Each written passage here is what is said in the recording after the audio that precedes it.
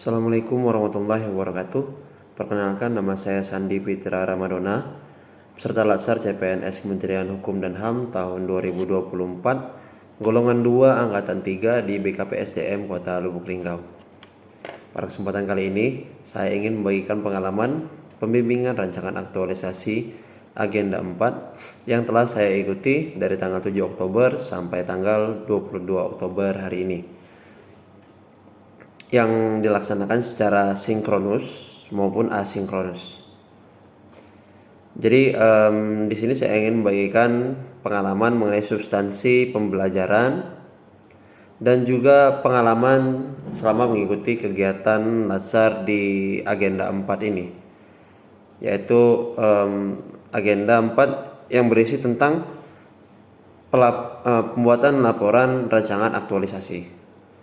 Nah, secara garis besar mata pelatihan Agenda 4 itu berisi tentang bagaimana cara membuat laporan rancangan aktualisasi yang nantinya akan diimplementasikan di unit kerja. Jadi di Agenda 4 ini merupakan gabungan dari Agenda 1, Agenda 2 dan Agenda 3, dan puncaknya atau pinangnya itu ada di Agenda 4 dengan membuat laporan rancangan aktualisasi yang sesuai dengan unit isu yang ada di unit kerja.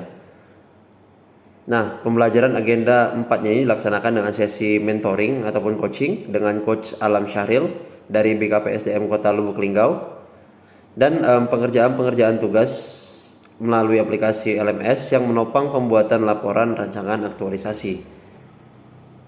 Misalnya tugas-tugas tersebut itu melaksanakan analisis isu manajemen ASN dan Smart ASN yang ada di unit kerja dan sesuai dengan tugas dan fungsi saya di unit kerja.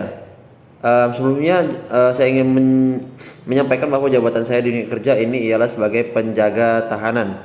Jadi tugas pokok dan fungsinya itu ialah menjaga tahanan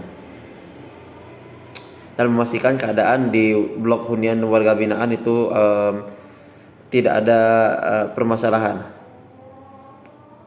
Jadi pada tugas analisis isu manajemen ASN dan Smart ASN itu kami sebagai peserta Latsar diminta untuk mencari dan mengidentifikasi 6 isu yang berkaitan dengan manajemen ASN dan Smart ASN yang ada di unit kerja.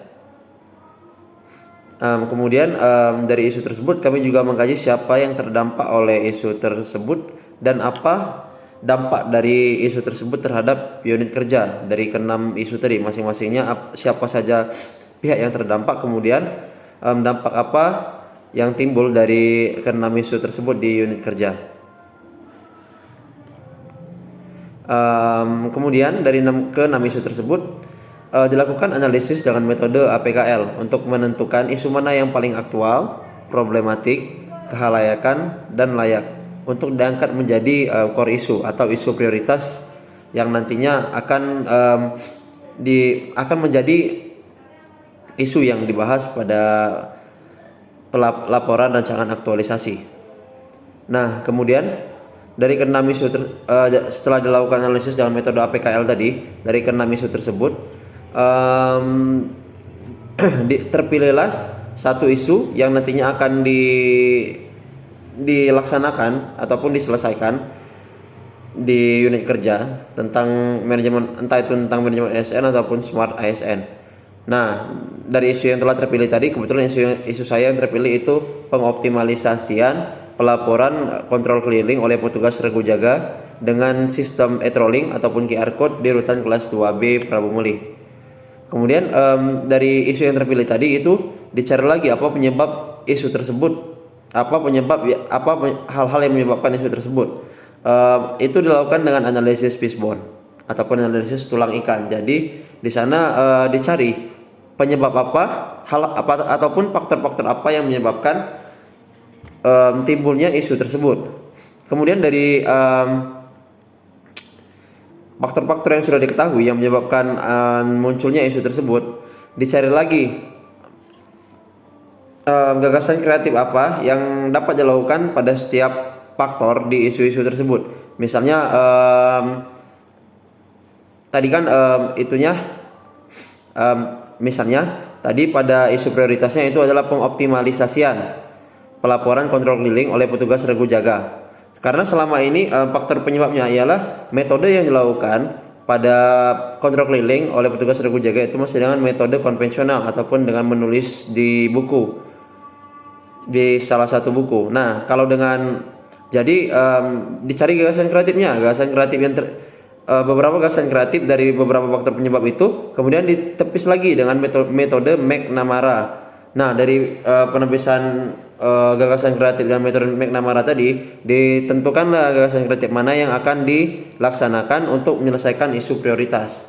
Nah, jadi saya mendapatkan gagasan kreatifnya itu dengan cara membuat sistem e-trolling ataupun dengan QR pelaporan kontrol keliling dengan secara QR code. Jadi nanti petugas regu jaga itu melaksanakan pelaporan kontrol keliling mereka itu hanya perlu melakukan scan pada QR code. Nah, kemudian nanti laporannya akan langsung terinput di dalam Google Form dan bisa diolah melalui Google Doc. Nah, proses-proses mentoring ini sendiri terdiri dari kemarin itu terdiri dari 4 kali proses mentoring dengan Coach Ariel. Itu ada mentoring pertama, mentoring kedua, mentoring ketiga, dan mentoring keempat. Kemudian setelah dilakukan proses-proses mentoring tadi itu dibuat laporan pelaksanaan laporan rancangan aktualisasi yang akan dilaksanakan. Jadi di laporan tersebut ada jadwal kegiatan, kemudian tahapan-tahapan kegiatan yang akan dilaksanakan pada saat melakukan aktualisasi tersebut. Kemudian terakhir setelah laporan itu dibuat, ada laporan itu dipresentasikan kepada penguji dari pihak dari pihak Balai Diklat Kementerian Hukum dan HAM Kepulauan Riau yang tadi sudah dilaksanakan dan diuji oleh Bapak Aditya selaku penguji dari kelompok 8. Kemudian juga bersamai dengan mentor dan juga proses ujian tadi juga dibersamai dengan Coach Alam. Setelah proses presentasi dan pengujian tadi didapatkan beberapa masukan untuk mengoptimalisasikan pelaksanaan aktualisasi di unit kerja nanti. Nah, dari proses dari laporan tersebut nanti akan dilaksanakan kegiatan aktualisasi yang berjalan kurang lebih 1 bulan dari tanggal 23 Oktober sampai tanggal 4 Desember. Kemudian akhirnya nanti akan ada setelah pelaksanaan aktualisasi akan membuat laporan aktualisasi. Mungkin sekian pengalaman pembelajaran dan substansi pembelajaran pada agenda 4 yang dapat saya sampaikan. Lebih dan kurang saya mohon maaf. Wassalamualaikum warahmatullahi wabarakatuh.